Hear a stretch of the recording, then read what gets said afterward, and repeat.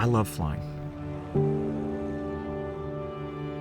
I love the poetry of flying.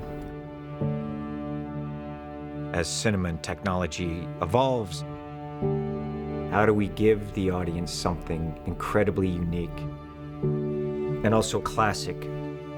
That's always a challenge. We're using all of the knowledge that we have, having made these movies, and putting it into this sequence. And that's the goal. Take everything that you've learned and push it to that next level, to give the audience the greatest possible experience.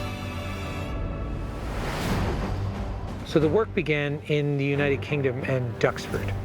Everything we were doing was a process of discovery. These airplanes are so old, but they're just beautiful. Just want to make sure stuff's not falling off. The entire plane had to be reinforced, then reskinned, repainted, just to create a structure that could support Tom while he was on the wing. In our early tests, we realized the camera rigs all had to be built from scratch to be able to withstand the stresses that we were going to be putting on it. Bring the camera more over here. Yeah. There you are, looking up at the pilot. Yeah. I actually want a camera like here. This will be amazing. Every rig that was built had to be tested for airworthiness. Now we're going to go up into the clouds. Ready to go? Let's get some fun. All of these things we're doing now is testing all these cameras, different positions. Q and I have an idea story-wise what we want to do. We've been talking about it for years, and now we're going to see what's possible. You good, Tom? Confirm. I'm in position. That's the front. Woo! Fully up. That looks fantastic. It's going to be cool. It's going to be sick. When we came to Africa, we had to figure out what exactly is the choreography of the sequence going to be. As with any complex action sequence, we create something called a pre-visualization or a previs. But these models can't accurately anticipate real physics, especially with a sequence that's never been attempted before. We quickly discovered the forces working against Tom meant nothing could be executed as planned. And in order to rewrite the sequence, I had to understand what was physically possible. In order to do that, I had to get on the wing myself. Once we started to understand the physics in the environment, we could reimagine the sequence based on the realities that Tom was encountering while he was on the wing.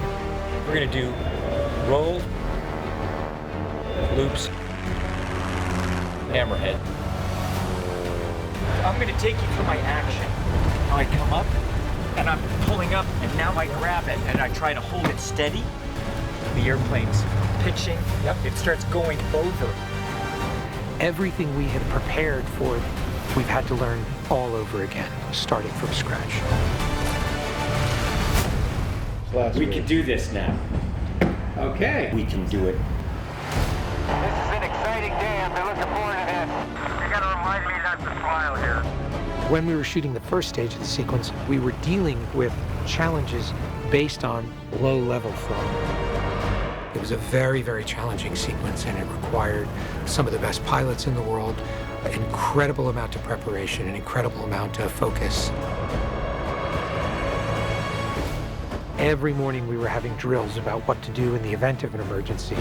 We do not know what a single sortie is going to do to the pilots, to Tom. We'll just work our way into it. I can go 95, but then when we dip down, I'll accelerate. I'm going to dip down for speed and pull up. If there was any sort of downdraft and you're 5 feet over the water, there is no recovery. The plane is going in. That was wild. For the second act of the sequence, we needed to shoot at higher altitudes. The aerodynamics are different. The temperature became an issue, and Tom would risk hypothermia. Up there, we drop 3 degrees per 1,000 feet. It gets quite cold with the wind.